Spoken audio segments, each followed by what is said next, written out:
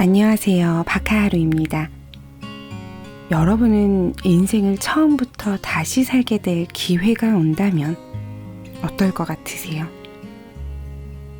엄청나게 다른 삶을 살고 있을까요? 저는 어릴 때는 이런 상상을 할 때마다 난 완전 지금과 다른 삶을 살 거야. 꼭 더 멋지게 못 해본 거 다 하고 살아야지 했었거든요. 그런데 또 막상 리셋돼서 인생을 처음부터 다시 산다고 해도 제 생각과 습관과 또 선택이 비슷하다면 결과도 지금과 별반 다르지는 않겠다라는 생각이 들더라고요. 제가 내린 결론은 인생을 처음부터 다시 산다고 해도 내 마음가짐이 바뀌지 않는다면 달라질 게 없겠구나 싶었어요. 작가님은 책에서 이런 말을 남깁니다. 당신은 부디 나처럼 후회하지 않았으면 좋겠다. 스스로를 너무 닥달하지 말고 매사에 너무 심각하지 말고 너무 고민하지 말고 그냥 재미있게 살았으면 좋겠다 라고요. 30년 동안 정신분석 전문의로 일하며 깨달은 인생의 비밀. 40살에 알았더라면 더 좋았을 이야기. 꼭 해주고 싶은 이야기들이 담긴 책. 현재 베스트셀러 1위인 책입니다. 출판사 메이븐에서 출간된 김혜남 작가님이 지은 만일 내가 인생을 다시 산다면 으로 함께 해볼게요. 나이 듦을 받아들이는 태도. 친구가 40살 때 겪은 일이다. 누군가 자신에게 올해 몇 살이세요? 라고 물었는데 이상하게 선뜻 40이라는 말을 할 수 없었다고 한다. 39까지만 해도 아직 30대라고 생각하며 스스로를 위안하며 살았는데 왠지 40이라고 하면 1살 차이밖에 안 나지만 너무 나이 든 느낌이 난다는 이유였다. 친구의 이야기를 들으며 40살의 나는 어땠나 돌아보니 별 감흥이 없었던 것 같다. 체력이 예전 같지 않고 흰머리가 나기 시작했지만 그러려니 했던 것이다. 아니, 해야 할 일들이 너무 많아서 몸의 변화를 느끼기 시작했지만 별일 아니라며 애써 무시했다는 표현이 더 맞을 것 같다. 그런데 요즘 40살들은 고민이 많아 보인다. 그도 그럴 것이 예전에 40이 된다는 건 인생의 절반을 살았다는 뜻이나 다름이 없었다. 그런데 요즘은 평균 수명이 길어지다 보니 100세를 놓고 보면 40살이 되어도 아직 살아야 할 날이 60년이나 남아 있었다. 그러니까 뭘 새로 시작하려니 늦은 것 같고 그렇다고 안 하려니 시간이 너무 많이 남아 있는 것 같은 나이. 그것이 바로 40인 것이다. 게다가 자신은 예나 지금이나 똑같은데 마음속에는 젊은 시절의 열정이 그대로 살아있고 앞으로도 많은 일을 할 수 있을 것 같은데 몸이 자꾸만 아니라는 신호를 건넨다. 흰머리와 잔주름, 떨어진 체력, 노안 등등이 40의 나를 한꺼번에 덮쳐오는 것이다. 아무리 젊음은 마음에 달렸다고 자기 최면을 걸어봐도 소용없다. 이제는 예전과 똑같이 술을 마시면 다음날까지 숙취로 고생한다. 또 옛날에는 하루에 몇 잔씩 즐기던 커피도 이제는 저녁에 한 잔만 마셔도 잠이 안 오고 자기 전에 먹은 음식이 더부룩해 밤새 잠자리에 뒤척이게 만든다. 몸이 예전 같지 않음을 느끼게 되면서 조금만 몸에 이상이 와도 더럭 겁이 나서 병원을 찾게 되고 장롱 안의 보험 증서를 꺼내보게 된다. 몸이 아프고 신체 기능이 떨어지는 걸 보며 어느 순간 나이가 들었음을 실감하게 되는 것이다. 그래서 마흔은 슬프다. 왜냐하면 날마다 조금씩 젊은 시절의 나를 잃어가고 있기 때문이다. 나이가 든다는 것은 내가 소유했다고 생각했던 것들, 내 곁에 머물러 있다고 생각했던 것들을 하나씩 떠나보낼 때가 되었음을 알아가는 과정이다. 이제는 날씬했던 허리와 정열, 모험심, 시력 등이 사라져가는 것을 그냥 바라봐야만 한다. 젊은 시절 품었던 세계 곳곳을 여행하겠다던 꿈도, 이 세상의 모든 책을 읽어보겠다던 꿈도 나의 한계에 부딪혀 맥없이 주저앉아 버린다. 질병과 전쟁으로부터 이 세상을 구해내고 싶다던 젊은 날의 야심찬 이상도 현실의 벽에 부딪혀 물거품처럼 사라진다. 그러다 어느 시점이 되면 우리는 흔들리는 자신을 발견한다. 뭔가 모를 두려움이 안개처럼 깔리고 이제 더 이상 안전하거나 보장된 그 무엇은 없다는 생각이 든다. 인생의 중심이 흔들리고 주위의 많은 것들이 흩어져 사라지는 느낌에 문득 소스라치게 된다. 사업을 하다 망한 친구, 불륜에 휩싸이거나 이혼한 친구, 불치의 병을 앓고 있는 친구도 하나 둘씩 생긴다. 게다가 중년기에 접어들면 아이들을 떠나보내고 부모의 부모가 되어야 하는 운명에 맞닥뜨리게 된다. 아이들은 우리의 품을 떠나 자신들의 삶을 개척하면서 우리를 뒤에 남겨놓는다. 그 전까지는 집안의 우두머리였던 우리에게 아무도 엄마 아빠에게 물어봐야지 하며 조르르 달려오지 않는다. 말 그대로 집안은 텅 비어버린다. 그런데 그 사이 전에는 강하고 무섭게 보이던 부모님이 늙고 쇠약해진 모습으로 이제 우리에게 경제적, 심리적으로 의지해온다. 그러면 우리는 부모로부터 독립해 삶을 꾸려가고 있다가도 어느새 다시금 부모의 생활 속으로 잡혀 들어가는 느낌을 받는다. 심지어 늙고 쇠약해진 부모를 돌보면서 우리는 자신도 모르게 억압되어 있던 감정들을 보게 된다. 예전에 부모에 대해 느꼈던 짜증과 원망, 슬픔과 죄책감이 부모에 대한 사랑을 뛰어넘어 다시금 우리를 괴롭히기 때문이다. 그래서 정신분석가인 융은 마흔이 되면 마음에 지진이 일어난다고 했다. 삶 전체가 흔들리는 듯한 혼란을 겪는 것이다. 왜 그럴까? 내가 누군지도 모른 채 마흔이 되었다의 저자 제임스 홀리스에 따르면 우리는 1차 성인기인 12세에서 40세까지 누구의 아들, 딸, 누구의 엄마, 아빠, 어느 회사의 팀장으로서 가족과 사회 안에서 사회화된다. 그것은 진정한 본성에 따르기보다는 인생은 이렇게 살아야 하고 선택은 이렇게 해야 한다고 키워진 결과로서의 삶에 가깝다.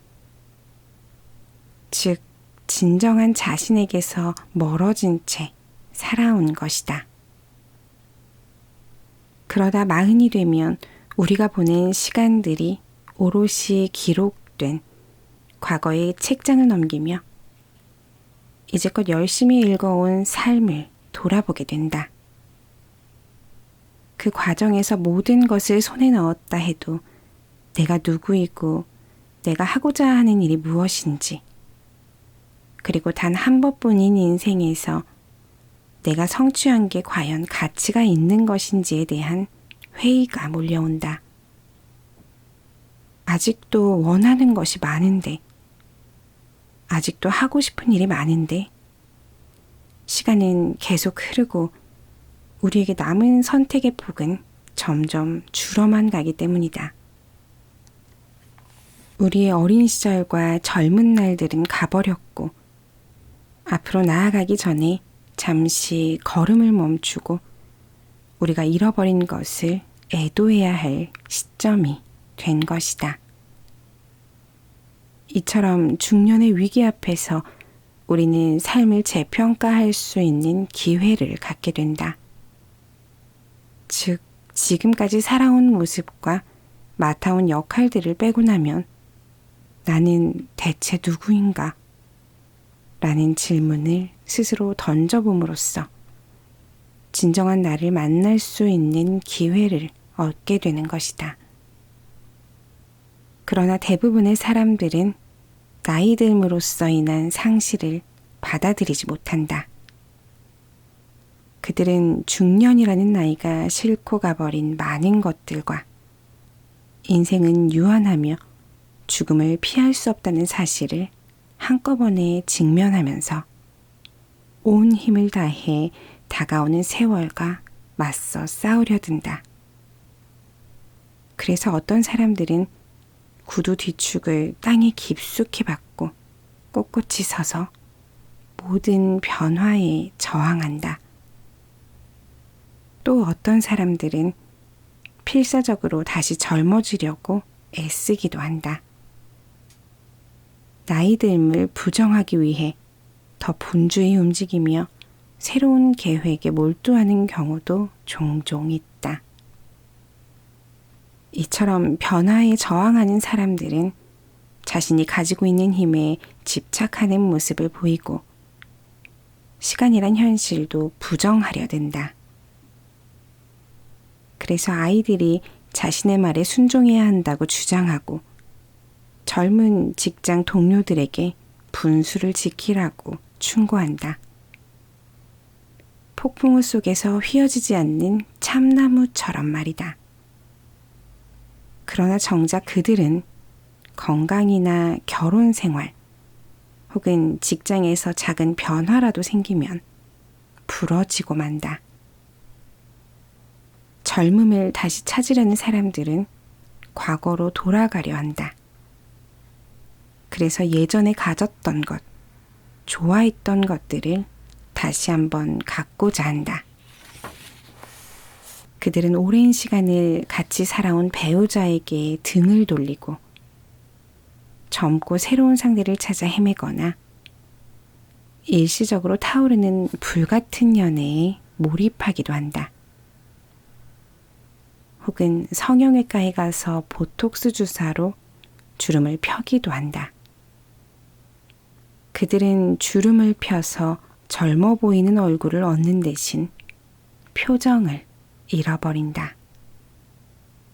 이처럼 나이가 들면서 내적 성숙에 시간을 할애하기보다는 과거에 이루지 못한 것을 다시 시작하느라 분주한 사람들은 적극적이고 활력 있는 삶을 산다는 긍정적인 측면이 있지만 이것이 지나칠 경우 치러야 할 대가가 커질 수밖에 없다. 늙어가는 자신을 부정하느라 자신을 소진시켜버리는 아이러니에 직면하기 때문이다. 나이 들므로 인한 상실을 받아들이는 일은 무척이나 힘들다. 그러나 다시 찾을 수 없는 것에 매달리다 보면 결국 더 많은 것을 잃게 될 뿐이다. 내가 의미 있게 써야 할 시간, 내가 더 사랑해야 할 사람들, 그리고 나 자신까지도. 더 많은 실수를 저질러 볼 것이다. 새는 알을 깨고 나온다. 알은 곧 세계다. 태어나려고 하는 자는 하나의 세계를 파괴하지 않으면 안 된다. 소년 싱클레어가 데미안을 만나 어른으로 성장해 나가는 과정을 그린 헤르만 헤세의 소설 데미안에 나오는 구절이다. 모든 성장엔 고통이 따른다. 새로운 세상으로 나아가기 위해서는 내가 머물고 있던 세계를 깨트려야만 하기 때문이다. 그래서 우리는 그것을 성장통이라 부른다. 하지만 성장통을 고통스럽게만 바라볼 필요가 있을까? 알을 깨고 나간다는 것은 그 자체로 매우 신나는 일이다.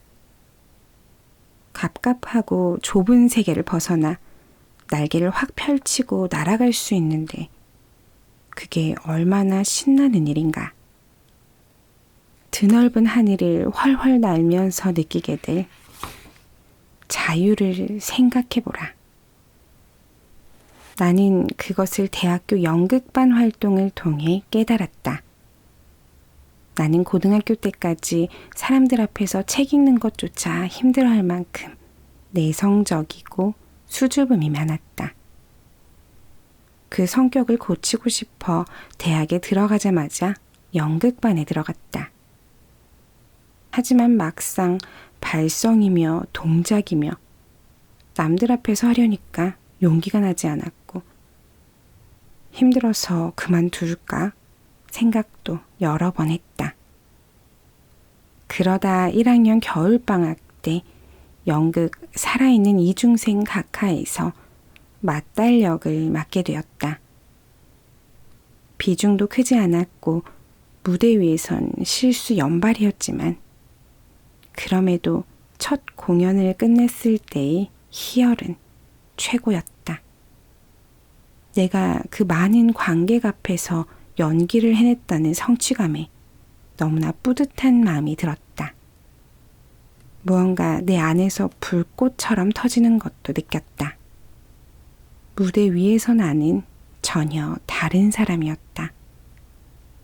소심하고 부끄러움을 잘 타는 나는 어디론가 사라지고 없었다. 그리고 무엇보다 배역에 몰입해 그 역할을 해낸 경험이 나 자신에 대해 자부심을 갖게 해주었다. 나는 잘하는 게 하나도 없는 너무나 부족한 사람이라고만 생각했는데 나도 뭔가 해낼 수 있는 사람이라는 자신감을 갖게 된 것이다. 그래서 다음부터는 두려워도 무엇이든 또 도전해보자는 생각을 하게 되었다. 미국의 철학자 윌리엄 제임스는 자부심은 기대와 성공의 비율에 좌우된다고 말했다. 성공의 경험이 쌓일수록 자부심 또한 강화된다는 뜻이다. 또 자부심은 도전을 두려워하지 않게 만든다. 그렇게 도전하면 할수록 성공의 확률 또한 올라간다. 성공이 성공을 부르는 연쇄작용이 일어나는 것이다. 그래서 알을 깨고 나아가는 것은 즐겁고 신나는 일이다. 새로운 세상으로 나아간다는 것은 무엇을 배우게 될지 모르지만 어쨌든 예전에는 몰랐던 나를 발견함으로써 또 다른 성장으로 이어지는 계기가 되기 때문이다. 나만 해도 연극을 하지 않았더라면 지금도 사람들 앞에 나서는 것을 여전히 힘들어 했을 것이다. 그리고 나중에 정신치료의 방법으로 사이코 드라마를 시도할 때 나는 해보기도 전에 못한다고 했을 것이다. 하지만 날이 갈수록 도전은 많은 것을 감수해야 가능한 일이 되어가고 있다. 세상이 너무 빨리 변해 쫓아가기 힘들 뿐더러 당장 성과를 내지 않으면 도태되고 마는 현실에서 한 번의 도전이 씻을 수 없는 실패가 될지도 모른다는 두려움은 커지게 마련이다.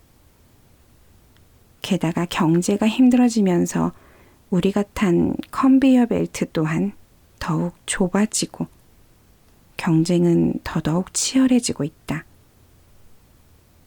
즉, 성공할 확률보다 실패할 확률이 더 높아지고 있는 것이다. 누구도 함부로 타인에게 뭐든 도전해보라고 권하지 못하는 이유다. 하지만 그렇게 움츠려들면 들수록 경험한 게 너무 없어서 세상의 변화에 발맞추기는커녕 점점 도태되어 버리고 그만큼 자존감은 떨어지게 된다. 예전에 국립정신병원에서 일할 때 나는 전문의 시험을 통과하기에 약간 불안하거나 몇 차례 떨어진 레지던트들을 맡아 가르친 적이 있었다. 그중 한 레지던트는 무려 3번이나 전문의 시험에 떨어진 후 어두운 얼굴로 나를 찾아왔다. 그런데 그가 내민 진찰 기록들을 보고는 깜짝 놀랐다. 누가 봐도 너무 엉망이었던 것이다. 빨리 그 기록을 선배들에게 보여주고 도움을 구했더라면 3번이나 떨어지는 불상사는 막을 수 있었을 것이다.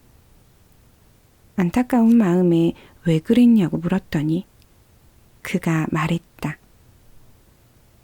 선배들에게 모르니까 가르쳐달라고 하면 자신이 모자라고 부족한 사람으로 낙인 찍힐까봐 두려웠단다.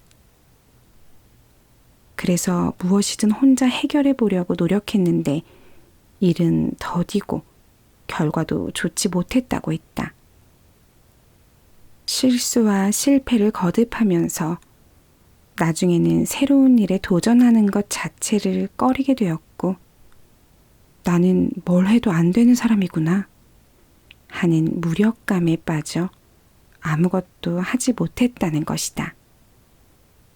쇠사슬로 발목이 묶인 채 자란 코끼리는 충분히 쇠사슬을 끊을 만큼 힘센 코끼리가 되어도 그것을 끊지 못한다고 한다. 어릴 때 쇠사슬을 끊지 못했던 기억이 코끼리를 자포자기 상태로 만들어버리는 것이다. 이처럼 충분히 그 상황을 헤쳐나갈 능력이 있음에도 과거의 실패 때문에 지레 포기하는 것을 학습된 무기력이라고 한다. 실패의 경험은 점점 더 도전을 어렵게 하고 성취와 멀어지게 만든다. 그런데 그런 상황일수록 작은 도전과 성취가 중요하다. 여행을 한 번도 해보지 않은 사람에게 혼자 해외여행을 가라면 무리일 수 있지만 아직 안 가본 가까운 곳을 친구와 함께 가보라고 하면 그리 어렵지 않게 시도해 볼 것이다. 그렇게 한두 번 가보면 자연스럽게 더 멀리 가고 싶은 마음이 들게 되고 나중에는 혼자서도 해외여행을 갈 용기를 내게 된다. 이처럼 작은 도전에 성공을 거두면 다음 도전이 더욱 쉬워지게 마련이다.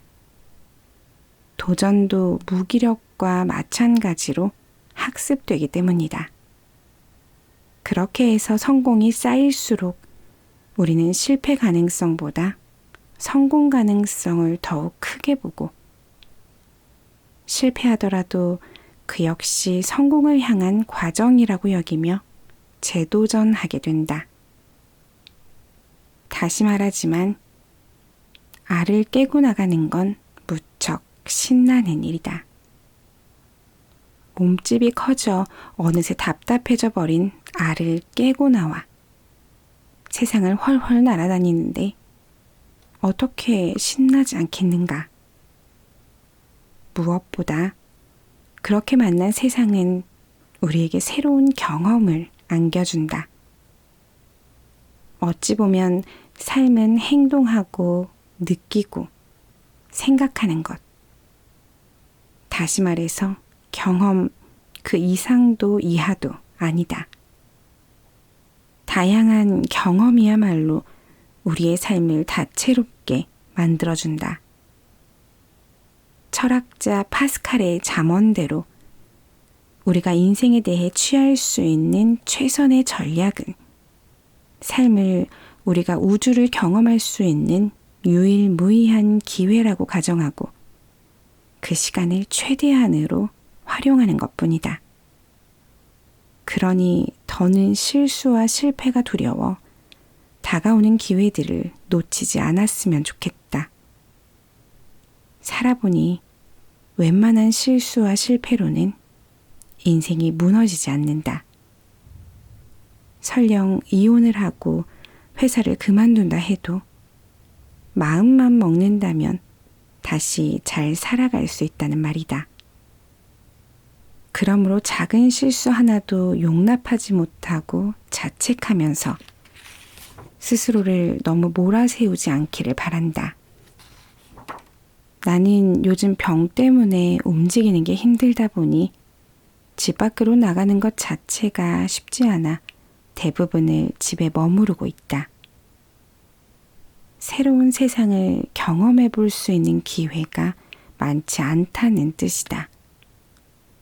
그럼에도 내가 잘한 게 하나 있다면 끊임없이 작은 도전들을 멈추지 않았다는 것이다. 물방울 사진들을 찍어 전시회를 열었고 스마트폰으로 그림을 그려 책을 냈으며 새로운 사람들을 만나 또 다른 도전을 준비 중이다. 내가 사진 작가들처럼 사진을 잘 찍어서 전시회를 연 것은 결코 아니다. 화가처럼 그림을 잘 그려서 그림 에세이를 낸 것도 아니다. 다만 나는 내가 새롭게 알게 된 자연의 아름다움을 사람들과 나누고 싶었고 몸을 잘 움직일 수 없는 답답한 상황이었지만 스마트폰 그림을 그리며 그 세계에 빠져들어 자유를 만끽할 수 있었는데 그 마음을 사람들과 나누고 싶었을 뿐이다. 그런데 몇몇 사람들에게 네가 찍은 물방울 사진들을 보고 있는데 정말 아름답더라. 선생님이 그린 삐뚤빼뚤 그림들을 보고 있는데 저도 모르게 마음이 편안해졌어요. 라는 말을 들었다. 그거면 충분히 새로운 도전을 한 의미가 있지 않을까? 무엇보다 새로운 도전들을 하며 나의 삶은 훨씬 재미있고 풍성해졌다. 그러니 길을 걸을 때 매일 똑같은 길로만 걷지 말고 한 번쯤은 새로운 길로 가보길 권한다. 음식을 먹을 때도 한 번쯤은 새로운 음식에 도전해보라. 친구를 만날 때도 늘 가던 장소가 아닌 아주 낯선 곳에서 만나보라. 그리고 뭐든 재미있어 보이는 게 있으면 결과와 상관없이 한번 시도해보라.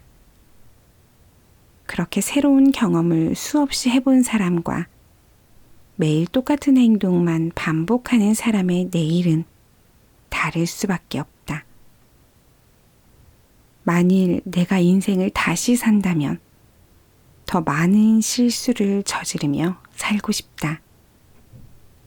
손살같이 지나가는 시간 속에서 나는 더 많은 도전을 하고 웬만한 일은 두려워하지 않을 것이다. 그렇게 쌓인 경험들이 얼마나 값진지를 알기 때문이다. 한 번쯤은 무엇에든 미쳐볼 것이다. 평소에는 시간도 잘 안 가고 사는 것도 지루하고 재미없는데 이상하게도 시험 때만 되면 이것저것 하고 싶은 게 많아지고 보고 싶은 영화와 책도 많아지며 삶의 의욕이 넘친다. 그래서 항상 결심을 한다. 이번 시험만 끝나봐라. 읽지 못하고 쌓아둔 책들도 다 읽고 영어 공부도 더 하고 이전처럼 게으르게 빈둥거리면서 살지 않겠어. 그런데 웬걸 시험만 끝나면 그동안 정신을 일깨웠던 신선한 의욕과 결심은 어디론가 사라지고 또다시 마지못해 해야 할 것들만 겨우 하며 빈둥거리기 시작한다. 다음 시험 기간이 되면 또다시 의욕은 살아나지만 애석하게도 그때는 시험 공부를 해야 하기 때문에 건전한 의욕은 항상 뒤로 미뤄지게 마련이다. 나 또한 그랬다. 그러면서도 도대체 내가 왜 그러는지 의아했다. 아니, 시간이 많을 때는 아무것도 안 하고 빈둥거리다가 막상 시험 때만 되면 왜 그렇게 하고 싶은 게 많아지느냐 말이다. 막연히 시험 공부가 하기 싫으니까 다른 것을 하고 싶은가 보다 하고 생각했는데 진짜 이유는 다른 데 있었다. 시험 공부에 몰두하기 시작하면 동력 시스템이 활성화된다. 잠자고 있던 뇌의 의욕적인 부분들이 꽈리 터지듯이 여기저기서 톡톡 터지기 시작하면서 다른 의욕과 호기심도 같이 잠에서 깨어나는 것이다. 그래서 시험 때만 되면 얄궂게도 하고 싶은 게 많아질 수밖에 없다. 사실 시험 공부처럼 하기 싫은 게 어디 있으랴. 그러나 다들 한 번쯤 경험했을 것이다. 밤새 어려운 문제 하나를 붙들고 씨름하다가 새벽녘쯤 그 문제를 풀었을 때의 기쁨과 뿌듯함을. 그럴 때는 밤이 언제 갔는지 새벽이 언제 왔는지조차 모른 채 그 문제에 집중한다. 어쩌면 문제를 풀었다는 사실보다 내가 무엇인가 몰두하고 있다는 사실이 더 기뻤는지도 모르겠다. 왜냐하면 밤새 문제를 못 풀었을 때조차 아침에는 왠지 모를 뿌듯함과 충만함으로 가슴이 벅찼으니까. 무엇인가 미쳐본 적이 있는가? 마치 열애라도 하듯 무엇인가 풍덩 빠져본 적이 있는가? 자나깨나 그 생각이요. 그 생각만 하면 가슴이 뜨겁고 두근거리며 그 일을 할 때면 자신조차 잊어버리는 무아지경에 빠져본 적이 있는가 말이다. 만일 그렇다면 당신은 이제 무엇이든 할 수 있는 사람이다. 왜냐하면 당신은 무언가에 미쳤을 때에 느끼는 환희와 그것이 가져다주는 자신감, 성과를 이미 경험했기 때문이다. 나에겐 연극이 그랬다. 대학교 연극 동아리에 들어가 연극을 접한 뒤로 나는 차츰 연극에 미쳐갔다. 돈만 있으면 연극을 보고 연극 관련 책을 사서 읽었으며 누구보다 연습실에 먼저 나가 연기 연습을 했고 길을 가다가도 내가 맡은 배역을 생각했다. 추운 겨울엔 2달 내내 연습실에 연탄을 떼가며 공연을 준비했다.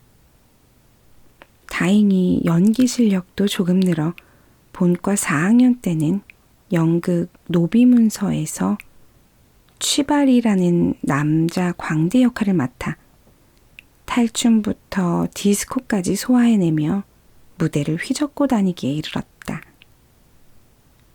그러다 연출가에게서 연기를 더할 생각이 없느냐는 칭찬을 들었을 때는 하늘을 날 것만 같았다. 오죽하면 의대를 그만두고 연극영화과에 도전해볼까? 하는 생각을 했을까. 그런데 정말 재미있는 것은 연극에 미쳐있던 그 시절 의대 과목 성적도 함께 올랐다는 점이다. 다른 친구들은 연극하느라 낮은 학점에 학사 경고를 맞게 일수였는데 나는 오히려 장학금을 타기도 했다. 사람들은 방학이면 연극에 빠져 공부할 시간도 없는 내가 어떻게 장학금을 받았는지 의아해했다. 나 역시 말로 잘 설명할 수는 없었지만 속으로는 어렴풋하게나마 알고 있었다.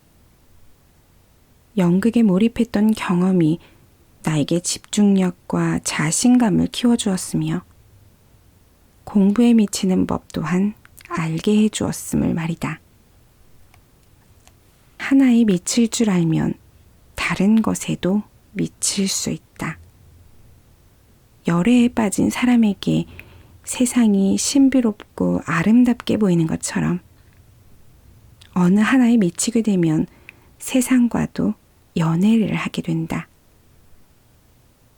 그리고 내 안에서 피어오른 열정은 나와 다른 사람들과 세상, 그 모든 것을 긍정적으로 볼 수 있게 만든다.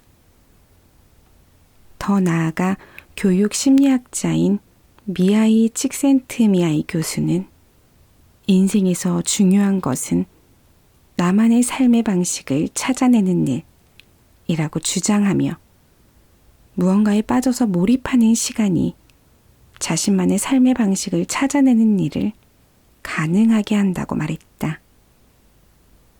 대학 시절 연극에 미쳤었던 경험은 지금까지 나를 지탱해주는 힘이 되었다. 무대 위에서 다른 사람의 삶을 살아본 경험은 환자들의 마음을 공감하는 능력을 키워주었고 훗날 사이코 드라마를 하는데 많은 도움이 되었다. 또한 지금 이렇게 책을 쓰는 힘의 원천이기도 하다. 황농문 교수는 몰입에서 몰입 자체가 주는 긍정적 효과와 행복감에 대해 설명했다. 몰입을 하면 할수록 뇌의 시냅스가 활성화되고 도파민이 분비되면서 창조성과 의욕이 증가되고 각성과 쾌감을 경험하게 된다. 그러면서 재미의 강도가 세지고 역량과 성과도 높아진다고 한다. 어떤 것에 미친다는 것은 열정을 가진다는 뜻이다. 그리고 그 열정을 행동으로 옮긴다는 뜻이다. 미칠 듯한 열애는 무모한 젊은 시절에나 가능한 것일지 모르겠지만 그것을 제외하고 무엇인가 미쳐보는 것은 언제든 가능하다. 그러니 한 번쯤은 일이든 취미든 인생의 의미를 부여할 수 있는 일에 당신을 다 던져보라. 미치도록 무엇인가 열중했던 경험은 당신이 훗날 무엇에든 도전하고 성취할 수 있도록 도울 것이다. 또한 살아있음의 환희를 당신에게 안겨줄 것이다. 그리고 조용히 죽음을 맞이할 것이다. 죽음은 모든 것의 끝이다. 삶이라는 긴 여행의 끝이며 그동안 누려온 모든 기쁨과 행복의 끝임과 동시에 그동안 나를 괴롭혔던 모든 고통과 슬픔의 끝이다. 내가 사랑하는 사람들, 나에게 상처 준 사람들, 그리고 나로 인해 상처 입은 사람들과도 이별이다. 그래서 죽음은 내가 이 세상에 태어나 잠시 지녔던 모든 것들을 다시 이 세상에 돌려주고 떠남을 의미한다. 죽음은 두려움이다. 내가 이 세상에 더 이상 존재하지 않으며 혼자서 죽음의 고통과 외로움을 견뎌내야 하고 사랑하는 사람들의 얼굴을 더 이상 볼 수 없는 데에 대한 두려움이다. 그리고 죽음은 눈을 감은 후 나를 기다리고 있을 미지의 세계에 대한 두려움이다. 그 미지의 세계가 내가 저지른 과오들에 대한 죗값을 받기 위해 기다리고 있을지도 모르기 때문이다. 한편 죽음은 한낱 무생물체로 변한 내 육신이 부패하여 냄새나는 박테리아의 먹이가 되어버리는 것에 대한 두려움이다. 이러한 일들 앞에 내가 아무것도 할 수 없는 무력한 존재가 되는 것에 대한 두려움이다. 죽음은 가르침이다. 그것은 남은 시간도 별로 없는데 비로소 왜 그리고 어떻게 살아야 할지를 가르쳐주는 잔인한 스승이다. 이 세상에 존재하는 모든 것 하나하나를 그리고 순간순간의 아름다움을 느끼고 향유할 수 있도록 우리의 감각을 일깨워주는 스승이다.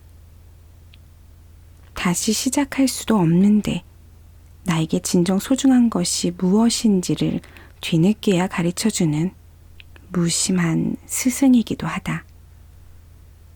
그러나 죽음은 있는 그대로의 내 모습을 바라보게 하고 자연의 일부로서의 나의 삶을 완성시켜주는 자비로운 스승이기도 하다.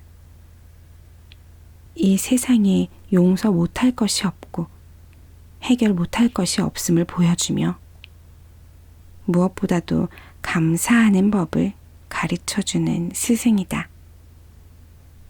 죽음은 이어짐이다. 그것은 내가 차지하고 있던 공간을 다음 사람에게 넘겨줌으로써 세상이란 이 공간을 영속시키는 자연의 확고한 의지요, 무한한 자비로움이다.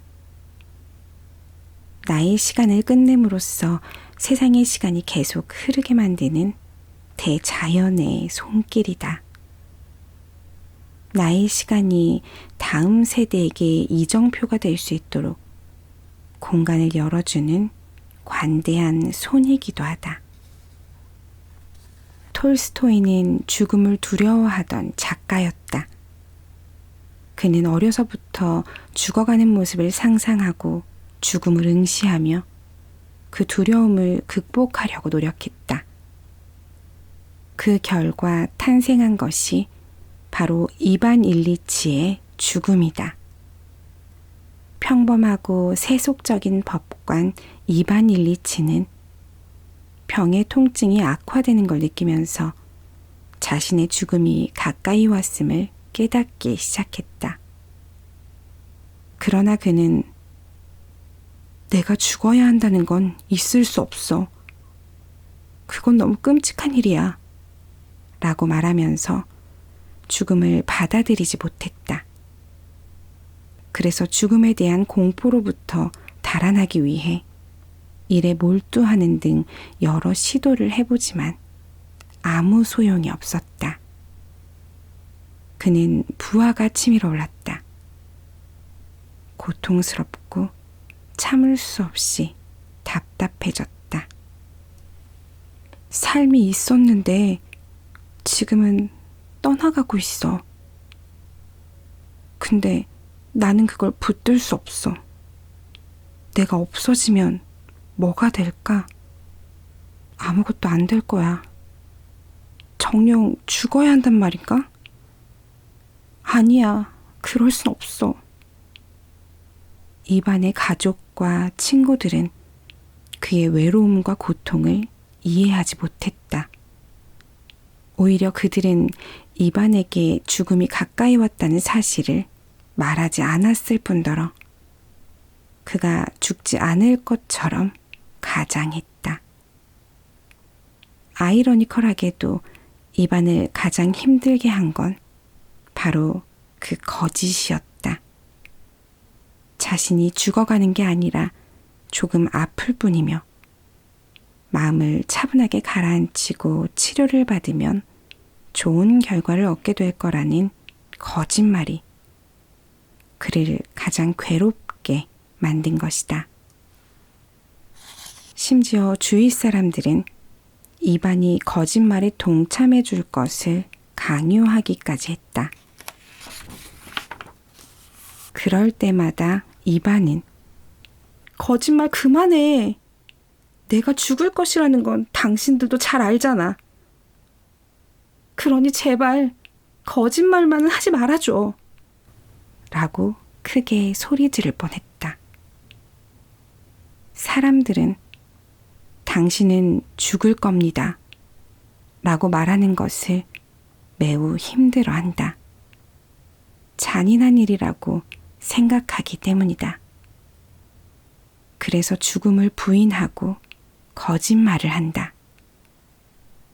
그러나 이 거짓말은 죽어가는 사람을 더 비참하게 만들고 죽음을 더욱 두려운 것으로 만들어버린다. 이반 일리치의 표현처럼 죽음을 앞둔 사람에게 아무도 나의 처지를 이해하려 들지 않고 동정하지 않는다라고 느끼게 할 뿐이다. 가장 안타까운 건 그렇게 서로가 뻔한 거짓말을 하는 가운데 죽어가는 사람이 자신의 삶을 정리하고 사랑하는 사람들과의 작별할 시간을 놓쳐버리는 데에 있다. 죽음을 앞두고 자신의 삶을 스스로 완성할 수 있는 기회를 빼앗기는 것이다. 하지만 죽음 또한 삶의 일부분이다. 모든 사람은 자신의 죽음을 자기 방식대로 맞아들이고 사랑하는 사람들의 보살핌과 사랑을 느끼며 생을 마감할 권리가 있다. 한편 인간은 죽을 때가 되어서야 살기 위해서뿐 아니라 죽기 위해서도 다른 사람의 도움과 보살핌이 절실히 필요하다는 사실을 깨닫는다. 생을 마감하는 시점에서 우리는 태어났을 때와 마찬가지로 자신을 온전히 다른 사람의 손에 맡긴다. 심할 경우 먹고 씻고 배설하는 것까지 다른 사람의 도움 없이는 해결할 수 없는 상태가 되기도 한다. 다시 한번 갓난아기 때로 돌아가는 것이다. 다른 사람과의 관계 안에서 삶을 시작하고 다른 사람과의 관계 안에서 삶을 마감하도록 운명 지어진 게 바로 우리 인간이란 존재다. 이에 대해 톨스토이는 이반 일리치의 입을 빌어 다음과 같이 말한다. 오랜 기간 고통에 시달린 뒤 어느 순간 이반 일리치는 고백하는 게 지독히 창피했지만 누군가 자기를 병든 어린애처럼 불쌍히 생각해 주었으면 하고 간절히 바랬다. 그는 누군가 살살 어린애를 달래듯이 자기를 어루만져주고 입을 맞추고 자기를 위해 눈물을 흘려주길 원했다. 그는 자신이 요직에 있고 수염이 하얗게 새는 나이이기 때문에 그런 게 불가능하다는 것을 알고 있었다. 그래도 그런 대접을 받고 싶었다. 그러므로 죽어가는 사람의 손을 잡고 같이 울며 그를 어루만져 줄 수 있어야 한다. 그가 편안한 위안 속에서 외롭지 않게 생을 마감할 수 있도록 도와야 한다. 그것은 훗날 나에게 닥칠 죽음을 준비하는 일이기도 하다. 우리 또한 죽음 앞에서 갓난아이가 될 터이고 누군가의 부드러운 손길을 절실히 원하게 될 테니까. 어쩌면 죽어가는 사람들은 우리에게 죽는 법을 가르쳐주고 있는지도 모른다. 죽음은 삶의 일부다. 사람들은 살 때도 죽을 때도 인간의 존엄성을 잃지 않고 싶어 한다. 그러면 도대체 어떻게 죽음을 맞이해야 할까? 어떻게 해야 죽음에 대한 두려움을 극복하고 죽음의 운명을 받아들이며 죽음을 통해 우리의 삶을 성숙시키고 완성시킬 수 있을까? 22년 전 파킨스병 진단을 받고 처음으로 죽을지도 모른다는 사실에 직면했을 때 나는 내가 좀 더 멋있을 줄 알았다. 하지만 나 또한 이반 일리치와 다르지 않았다. 내게 닥친 운명을 원망하고 분노했으며 한없이 겁에 질려 벌벌 떨었다. 이반 일리치의 생활은 가장 단순하고 가장 평범했기 때문에 가장 두려운 것이었다. 이반 일리치에 대한 묘사는 이렇게 시작된다. 그리고 이 짧은 문장 안에 우리가 죽음을 두려워하는 이유와 두려움 없이 조용히 죽음을 맞이하는 방법이 그대로 녹아들어 있다. 지극히 세속적이었던 그는 출세와 허영심의 만족을 추구하며 살아왔다.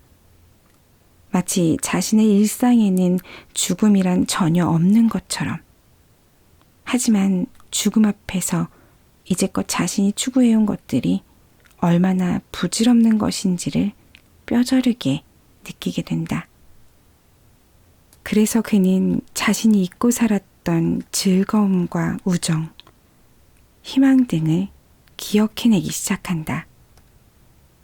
통증과 외로움에 시달리며 생명의 마지막 순간까지 사랑과 미움, 희망과 절망 사이에서 방황을 거듭하던 이반은 지나간 삶이 괜찮았다고 자신의 삶을 정당화하려는 것이 바로 자신의 죽음을 가로막고 있음을 알게 된다. 그러자 죽음에 대한 공포가 사라지고 최후의 순간 마침내 죽음을 향해 나아가는 존재가 이런 것이구나 하고 깨닫는다. 이런 실존적 깨달음은 그에게 빛을 보여준다. 그는 그동안의 공포와 불안, 분노, 고통, 고독, 절망 등을 떠나보내고 가족들에게 연민의 정을 느끼며 신에게 용서를 빈다. 그리고 어느 순간 이반 일리치는 큰 소리로 말했다. 이렇게 좋을 수가. 그리고 그는 숨이 끊어지는 마지막 순간 이제 죽음은 끝이다. 다시는 오지 않을 것이다. 라는 생각과 함께 숨을 절반쯤 마시다 숨을 멈추고 긴장을 푼 뒤 조용히 숨을 거둔다. 이처럼 죽음을 인정하면 현재를 더 세심하게 느끼며 거기서 인생의 참 행복을 찾을 수 있게 된다. 요즘 산다는 게 이렇게 행복한 거구나 하는 걸 새삼 느껴요. 천국이 바로 지금 내가 살고 있는 이곳이라는 생각도 들고요. 내가 살아가고 있다는 사실이며 내가 보고 듣는 것 하나하나가 다 섬세하게 느껴지며 경이로워요.